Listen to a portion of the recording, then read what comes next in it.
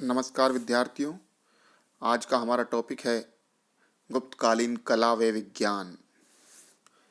हम सभी जानते हैं कि गुप्त काल को कला एवं साहित्य के विकास की दृष्टि से भारतीय इतिहास का स्वर्ण युग भी कहा जाता है।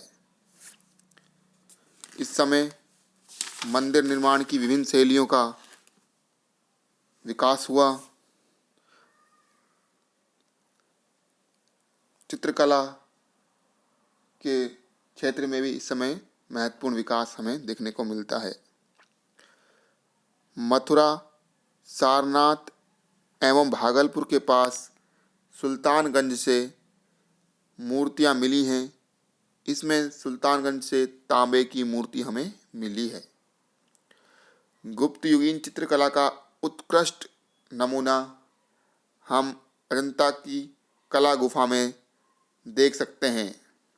इस गुफा की खोज सर्वप्रथम जेम्स अलेक्जेंडर ने 1819 में की थी। इसमें कुल 29 गुफाएं हैं, जिसमें केवल 6 गुफाओं, पहली गुफा, दूसरी गुफा, 9वीं, 10वीं, 16वीं और 17वीं के चित्र ही अब सुरक्षित रह गए हैं। अजंता की चित्रकला का महत्वपूर्ण विषय बुद्ध व उससे जुड़ी कथाएं हैं, जातक कथाएं हैं। इनमें भी 16वीं व 17वीं गुफा के चित्र गुप्तकालीन माने जाते हैं। 16वीं गुफा के चित्रण का श्रेय वाकाटक मंत्री वराहसेन को भी दिया जाता है। 17वीं गुफा के चित्रों को चित्रशाला कहा गया है और 16वीं गुफा की मरणासन राजकुमारी का चित्र सर्वाधिक आकर्षक माना जाता है। दूसरी गुफा में पुलकेशिन द्वितीय के समय आए फारस के राजदूत का चित्रण है, तो पहली गुफा में बुद्ध की मार पर विजय का चित्र अंकित है। तो ये तो थी कहाँ की, अजंता की चित्रकला। इसी समय बाघ चित्रकला, जो कि मध्य प्रदेश में स्थित है, इस गुफा के चित्र इस बात में उल्लेखनीय है कि जहाँ चित्रण का विषय धार्मिक नहीं होकर वरन लौकिक है।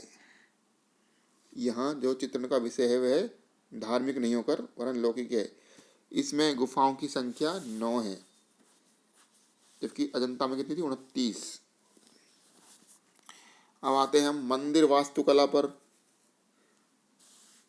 गुप्त काल में ही मंदिर निर्माण कला का जन्म हुआ ऐसा माना जाता है।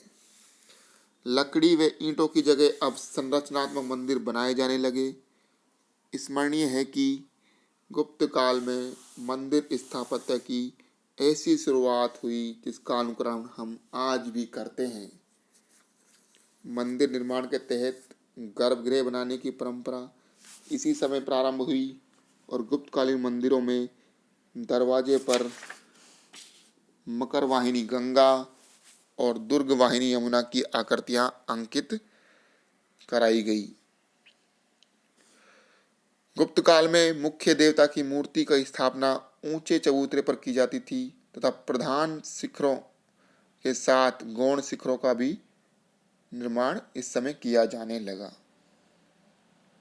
इस काल का श्रेष्ठ मंदिर झांसी ललितपुर जिले में देवगढ़ का दशावतार मंदिर है, जिसका शिखर 12 मीटर ऊंचा है, जो भारतीय मंदिर निर्माण कला के प्रथम शिखर का उदाहरण भी है। भीतरगांव का मंदिर ईंटों से बना हुआ है, जिसकी छत पिरामिडाकार है और इसमें भी शिखर बनाया गया है।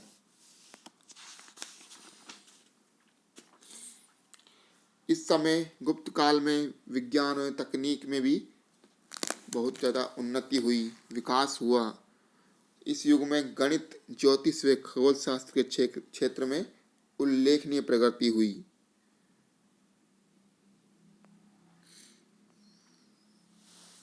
आर्यभट्ट इस समय के महत्वपूर्ण गणितज्ञ थे, जिनका जन्म स्थल पाटलिपुत्र पटना में हुआ। यह प्रथम व्यक्ति थे जिन्होंने गणित को ज्योतिष से अलग किया तथा बताया कि पृथ्वी अपनी धुरी पर घूमती है। चंद्र ग्रहण तथा सूर्य ग्रहण पृथ्वी की स्थिति के कारण बनते हैं।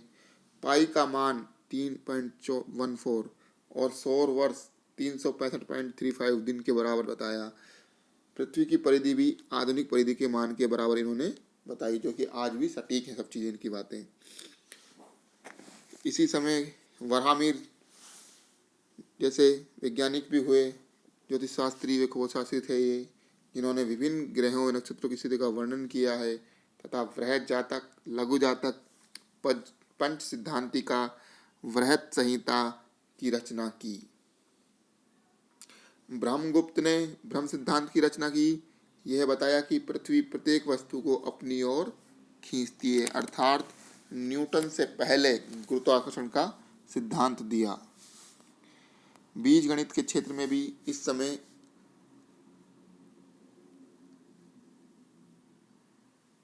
अनूठा और महत्वपूर्ण योगदान इन्होंने दिया था ब्रह्मगुप्त ने। धन्वंतरी नामक वेद ने नवनीतकम नामक ग्रंथ लिखा। इस समय पशु चिकित्सा विज्ञान पर भी कृतियां लिखी गई, जो मुख्यतः अश्व और हाथी से संबंधित थी। पालकात्य ने हस्तायुर्वेद की रचना की। चंद्रगुप्त द्वितीय के मेहरौली स्तंभ लेख से गुप्त कालीन धातु विज्ञान के समुन्नत होने का हमें पता चलता है, क्योंकि आज भी उसमें कोई जंग नहीं लगा है मेहरौली के लोह स्तंभ में।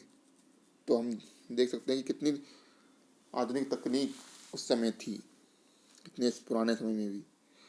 भारतीयों को दार्शनिक पद्धति का ज्ञान था, ऐसा प्रमाण 5वीं सदी के एक लेख से मिलता है।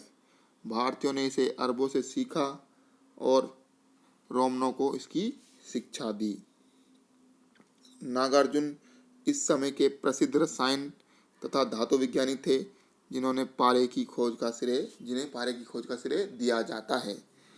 तो इस तरह से यह विज्ञान और तकनीक और कला का विकास गुप्त युग में अपने चरम पर पहुंचा। इसलिए ही कहा जाता है इतिहास में गुप्त काल को स्वर्ण युग।